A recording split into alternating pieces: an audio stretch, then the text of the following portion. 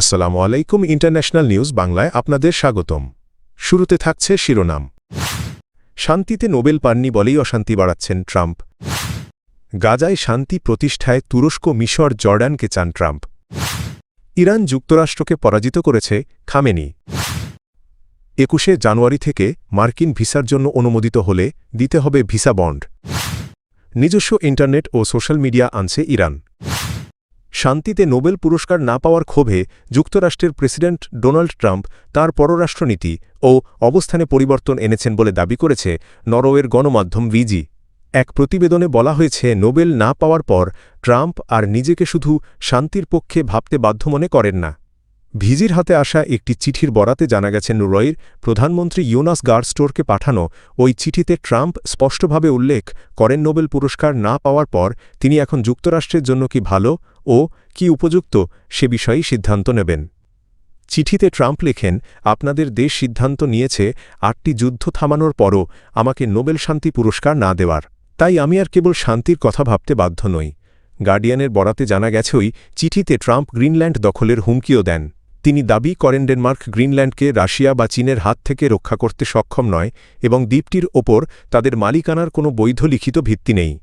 নরওয়ের প্রধানমন্ত্রী ইয়োনাস গার স্টোর নিশ্চিত করেছেন, চিঠিটি ট্রাম্পের পক্ষ থেকেই পাঠানো হয়েছে, তবে এটি কবে পাঠানো হয় সে বিষয়ে নির্দিষ্ট করে কিছু জানাননি। এরই মধ্যে গ্রিনল্যান্ড ইস্যুকে কেন্দ্র করে যুক্তরাষ্ট্র ও ইউরোপের মধ্যে উত্তেজনা বেড়েছে।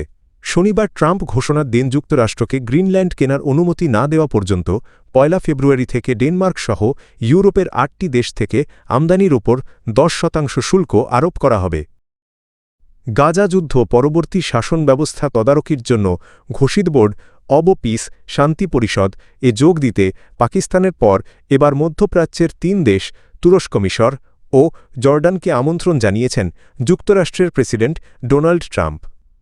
পৃথক বিবৃতিতে সংশ্লিষ্ট দেশগুলো আমন্ত্রণ পাওয়ার বিষয়টি নিশ্চিত করেছে। খবর আল জাজিরার। রোববার ১৮ জানুয়ারি জর্ডানের পররাষ্ট্র মন্ত্রণালয় জানায়, দেশটির রাজা দ্বিতীয় আবদুল্লাহ ট্রাম্পের কাছ থেকে বোর্ডে যোগ দেওয়ার আমন্ত্রণ পেয়েছেন। বিষয়টি দেশটির অভ্যন্তরীণ আইনি প্রক্রিয়ার আওতায় পর্যালোচনা করা হচ্ছে বলে জানানো হয়।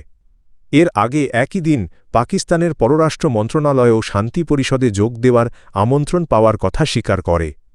শনিবার তুরস্কের প্রেসিডেন্টের এক মুখপাত্র সামাজিক যোগাযোগ মাধ্যমে জানান, প্রেসিডেন্ট রিসেপ তাইয়েপ এরদোগান ট্রাম্পের কাছ থেকে বোর্ডের প্রতিষ্ঠাতা সদস্য হওয়ার আমন্ত্রণ পেয়েছেন। একই দিনে মিশরের পররাষ্ট্রমন্ত্রী বদর আবদেলাত্তি জানান, প্রেসিডেন্ট আবদেল ফাত্তাহ আল সিসিকে ও বোর্ডে যোগ দেওয়ার আমন্ত্রণ জানানো হয়েছে এবং মিশর তা পর্যালোচনা করছে। ইরানের সর্বোচ্চ নেতা আয়াতুল্লাহ আলী খামেনি দাবি করেছেন, দেশটিতে চলমান সহিংস সরকার বিরোধী বিক্ষোভ দমন করে ইরান যুক্তরাষ্ট্রের ওপর জয়লাভ করেছে। শনিবার ১৭ জানুয়ারি সামাজিক যোগাযোগ মাধ্যম এক্সে দেওয়া একাধিক পোস্টে খামেনি যুক্তরাষ্ট্র ও ইসরায়েলকে ইরানের সাম্প্রতিক অস্থিরতার মূল পরিকল্পনাকারী হিসেবে অভিযুক্ত করেন। তিনি ওয়াশিংটনকে এই সহিংসতার প্রধান অপরাধী বলে আখ্যায়িত করেন। খামেনির ভাষ্য অনুযায়ী ডিসেম্বরের শেষ দিকে উচ্চ মুদ্রাস্ফীতি ও অর্থনৈতিক সংকটকে কেন্দ্র করে শুরু হওয়া বিক্ষোভ দ্রুতই সরকার বিরোধী সহিংস আন্দোলনে রূপ নেয়। এসব সংঘর্ষে নিরাপত্তা বাহিনী ও বিক্ষোভকারী উভয় পক্ষের হাজার হাজার মানুষ নিহত হয়েছে বলে বিভিন্ন প্রতিবেদনে উল্লেখ করা হয়েছে।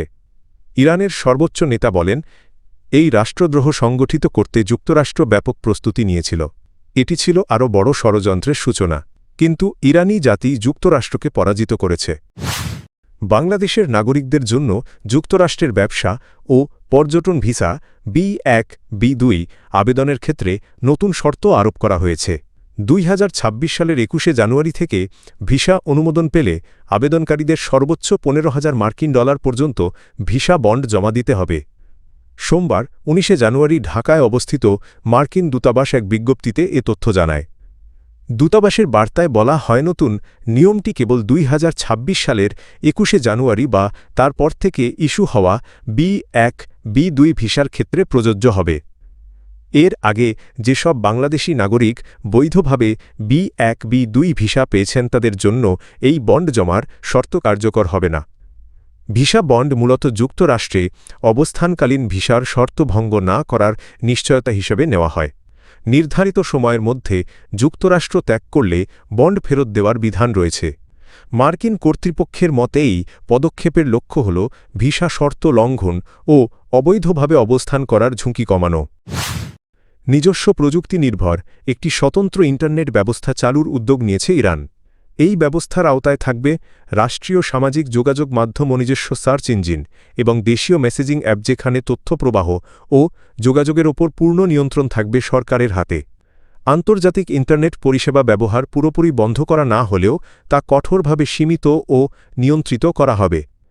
ইন্টারনেট পর্যবেক্ষণকারী সংস্থা ফিল্টারওয়াচের বরাত দিয়ে আন্তর্জাতিক গণমাধ্যমগুলো এ তথ্য জানিয়েছে।